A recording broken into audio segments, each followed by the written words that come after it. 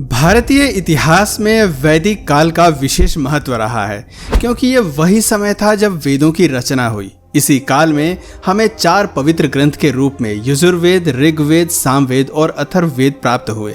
वेद संपूर्ण जगत के कल्याण के लिए है और यह हमें जीवन जीने की कला सिखाते हैं। इस लिहाज से वैदिक काल का भारतीय संस्कृति और सभ्यता के विकास में विशेष योगदान माना जाता है। आज हम इसी प्राचीन वैदिक काल से संबंधित हर बारीक जानकारी को जानने की कोशिश करेंगे। इस दौरान हम ये भी जानेंगे कि आखिर इस काल की शुरुआत कब हुई, इसके निर्माता कौन थे और इस सभ्यता की विशेषताएं क्या हैं। दोस्तों, भारत में सभ्यता के विकास की अगर बात करें तो यहाँ थोड़ा उल्टा क्रम रहा है, क्योंकि पहले यहाँ सिंधु सभ्यता आई जो कि नगरीय व्यवस्था पर आधारित थी, जबकि इसके बाद यहाँ वैदिक सभ्यता आई और ये पूरी तरह ग्रामीण थी। लेकिन एक अहम बात ये भी है कि जब तक सिंधु घाटी सभ्यता की खोज नहीं हुई थी तब तक प्राचीन वैदिक सभ्यता को ही भारतीय प्राचीन सभ्यता माना जाता था। आपको बता दें कि 1700 ईसा पूर्व में सिंधु सभ्यता के पतन के बाद वैदिक सभ्यता यानी कि वैदिक काल की शुरुआत हुई। वैदिक युग 1500 ईसा पूर्व और 600 ईसा पूर्व के बीच का था। इस दौरान पवित्र वेदों की रचना की गई और इसी के आधार पर इस युग का नाम वैदिक काल पड़ा। वेदों से संबंधित पूर्ण जानकारी हमें इसी काल में प्राप्त हुई थी। वैदिक काल को भी 2 प्रमुख भागों में बांटा जाता है, जिसमें पहला है पूर्व वैदिक काल और दूसरा है उत्तर वैदिक काल। पूर्व वैदिक काल की अगर बात करें तो इसका समय 1500 से 1000 ईसा पूर्व के बीच का था। इसे ऋग्वेद काल भी कहते हैं क्योंकि इसी दौरान ऋग्वेद की रचना हुई थी। उत्तर वैदिक काल का समय 1000 से 600 ईसा पूर्व का रहा और इस दौरान बाकी के 3 वेदों की रचना हुई। इस काल में यजुर्वेद, सामवेद और अथर्ववेद के अलावा ब्राह्मण, आरण्यक, उपनिषद और वेदांगों की रचना हुई। ये सभी ग्रंथ उत्तर वैदिक काल के साहित्यिक स्रोत माने जाते हैं। वैदिक काल के निर्माता कौन थे? वैदिक शब्द की अगर बात करें तो उसका विकास वेद से हुआ है और इसका अर्थ ज्ञान से है। वैदिक सभ्यता के निर्माता आर्य माने जाते हैं। बताते हैं कि आर्यों ने ही वैदिक सभ्यता का विकास किया। आर्य शब्द के अर्थ की बात करें तो इसका अर्थ है श्रेष्ठ यानी कि कुलीन। उस समय आर्य किसी जाति का नहीं बल्कि एक विशेष विचारधारा को मानने वाले समूह का था, जिसमें श्वेत, पित्त, रक्त, श्याम और अश्वेत रंग के सभी लोग शामिल थे। लेकिन इसी बीच एक अहम सवाल उठता है कि आखिर आर्य कौन थे और वो कहाँ से आए थे। आर्य को लेकर अलग अलग मत देखने को मिलते हैं। अधिकांश लोगों का मत है कि आर्य बाहर से आकर भारत में बसे थे। मैक्स मुलर की विचारधारा को सबसे अधिक मान्यता दी जाती है और उनके अनुसार आर्य मध्य एशिया से भारत आए थे। इनके जरिए ही इंडो यूरोपियन भाषा का भारत में प्रवेश हुआ। काफ़ी वर्षों तक यही माना गया कि आर्य विदेशी थे और वो बाहर से आए थे, लेकिन पिछले कुछ वर्षों के रिसर्च में पता चला है कि आर्य भारत के ही मूल निवासी थे। दरअसल हरियाणा के हिसार जिले के राखीगढ़ी में हुई हड़प्पा कालीन सभ्यता की खुदाई में कई राजों से पर्दा उठा है। राखीगढ़ी में मिले 5000 साल पुराने कंकालों के अध्ययन के बाद ये खुलासा हुआ कि आर्य यहीं के मूल निवासी थे, बाहर से नहीं आए थे। रिसर्च में सामने आया कि लगभग 9000 साल पहले भारत के लोगों ने ही कृषि की शुरुआत की थी। इसके बाद ये ईरान और इराक होते हुए पूरी दुनिया में पहुंचे। भारत के विकास में यहीं के लोगों का योगदान है, किसी विदेशी का नहीं। कृषि से लेकर विज्ञान तक यहाँ समय समय पर विकास होता रहा है। आर्यों का भौतिक जीवन कैसा था? आर्य घुड़सवारी करते थे और वो तलवारबाजी व तीर कमान चलाना बखूबी जानते थे। ऋग्वैदिक आर्यन अपनी सफलता का श्रेय अपने घोड़ों, रथों और पीतल के हथियारों के प्रति समझ को देते हैं। बताते हैं कि आर्य राजस्थान के खेतरी प्रांत से तांबे का कारोबार करते थे। बुआई, कटाई और खलिहान के लिए आर्यन लकड़ी के हलों की हिस्सेदारी में प्रयोग करते थे। आर्यन की सबसे महत्वपूर्ण संपत्ति गाय थी। इनकी अधिकतर लड़ाइयाँ गाय के तबेलों पर नियंत्रण के लिए होती थीं। इन लड़ाइयों को ऋग्वेद में गविश थी या गायों की खोज कहा जाता था। उस वक्त जमीन को निजी संपत्ति के रूप में नहीं देखा जाता था। कुछ लोग सुनार, कुम्हार, सूत काटने वाले और बढ़ई का काम करते थे। उस समय तांबा, लोहा और पीतल जैसी धातुओं का प्रयोग होता था।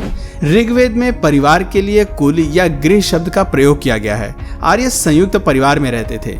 आर्य ईश्वर में रुचि रखते थे और ये देवताओं को प्रसन्न करने के लिए समय समय पर धार्मिक अनुष्ठान और यज्ञ आदि कार्य किया करते थे। इनकी भाषा इंडो यूरोपियन थी। आर्य अपने से निम्न लोगों को दास या दस्यु कहकर संबोधित करते थे। आर्य संस्कृत भाषा का प्रयोग करते थे। इनकी प्रशासनिक इकाई 5 भागों में बटी थी। पहला कुल, दूसरा ग्राम, तीसरा विश्व, चौथा जन और 5वां राष्ट्र। भारत में आर्यों की सफलता का मुख्य कारण घोड़े से चलने वाले रथ, कांसे के अच्छे उपकरण और कवच था। आर्य खास प्रकार के दुर्गों का निर्माण करते थे जिन्हें पूर कहा जाता था। पूर्व वैदिक युग में युद्ध का विशेष महत्व था। राजा की प्रमुख योग्यता युद्ध में कुशल नेतृत्व प्रदान करना माना जाता था। ऋग्वेद में इंद्र को भी युद्ध द्वारा पशुधन प्राप्त करने वाला कहा गया है। ऋग्वेद से पता चलता है कि इस काल की सेना में रथारोही और पैदल सैनिक होते थे। युद्ध का नेतृत्व राजा स्वयं करता था और युद्ध में राजा के सहायकों के तौर पर सेनापति, पुरोहित और ग्रामीणी जैसे पदाधिकारी होते थे। युद्ध के दौरान राजा और अन्य पदाधिकारी रथों का उपयोग करते थे। पूर्व वैदिक युग के प्रमुख अस्त्र शस्त्रों में धनुष, बाण, परशु, भाला, तलवार और पत्थर फेंकने के गोफन आदि का इस्तेमाल किया जाता था। ऋग्वेद में शर्ध, बात और गण शब्दों का प्रयोग व्यूह रचनाओं के लिए भी किया गया है। युद्ध के समय जो संपत्ति लूटी जाती थी उसका विभाजन आपस में किया जाता था। आर्यों के विभिन्न जनों के बीच हुए प्रमुख युद्धों में दशराज्य युद्ध सर्वाधिक प्रसिद्ध माना गया है। इस युद्ध में राजा सुदास के विरोध में 10 राजाओं के संघ ने रावी के तट पर युद्ध किया था। इसमें सुजास की विजय हुई थी। पूर्व वैदिक काल में विभिन्न जनों में आपसी युद्ध के अलावा आर्यों का अनार्यों में भी युद्ध होता था। इस काल के प्रमुख अनार्य जातियों में जज, यक्षु, कीकर, पिशाच और शिव आदि का नाम लिया जाता है। इस तरह पूर्व वैदिक काल में आर्यों को अपनी सत्ता की स्थापना और संस्कृति के विस्तार के लिए अनेक युद्ध लड़ने पड़े।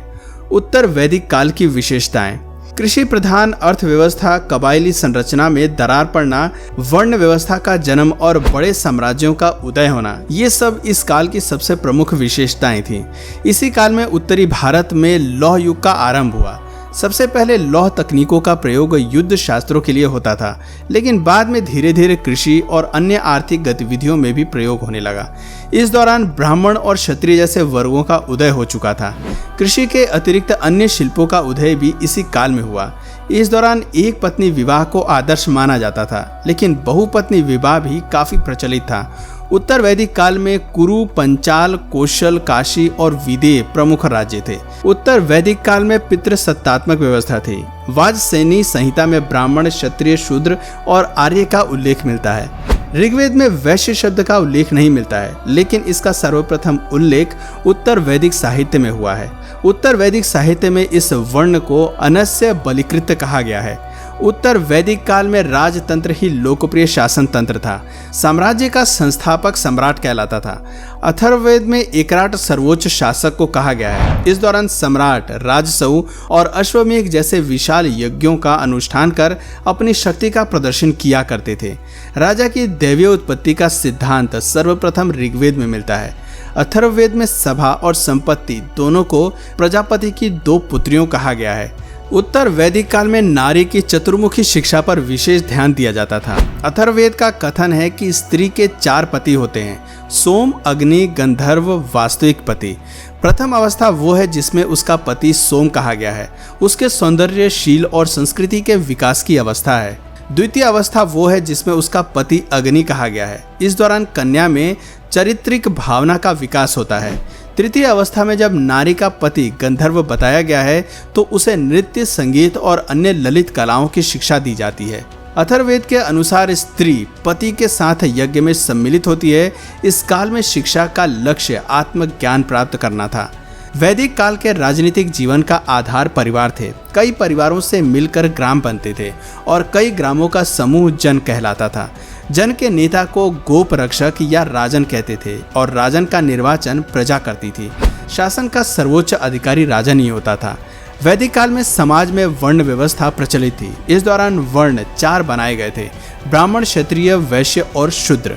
ये वर्ण व्यवस्था जन्म आधारित न होकर कर्म आधारित थी, जिसमें व्यक्ति की योग्यता और कार्य से उसका वर्ण निर्धारित किया जाता था। समाज की मूल इकाई परिवार थी और इस काल में संयुक्त परिवार की प्रथा थी।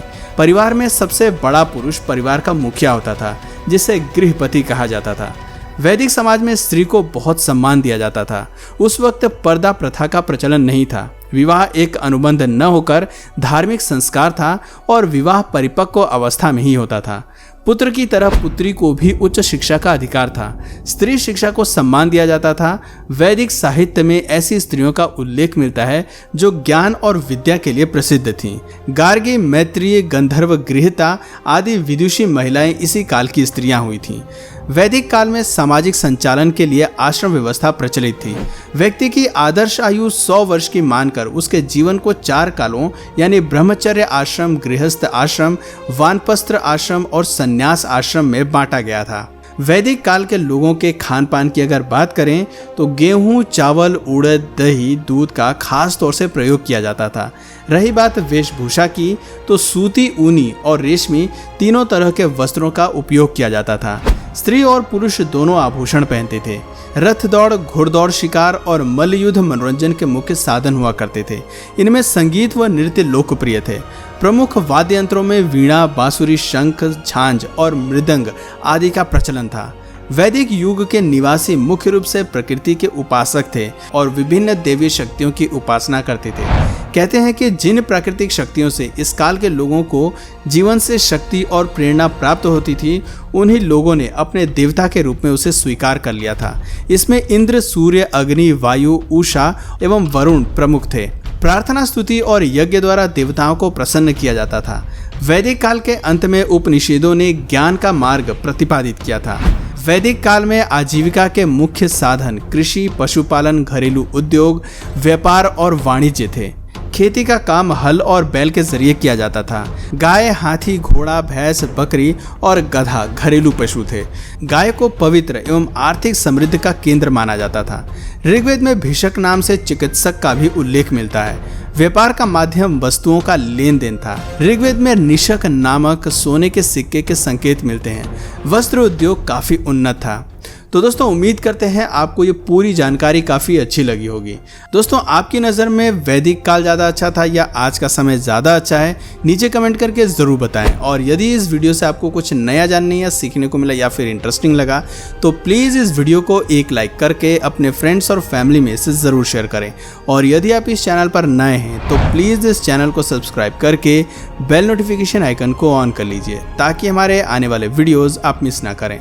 मिलते हैं फिर किसी वीडियो में नए टॉपिक के साथ। तब तक के लिए नमस्कार।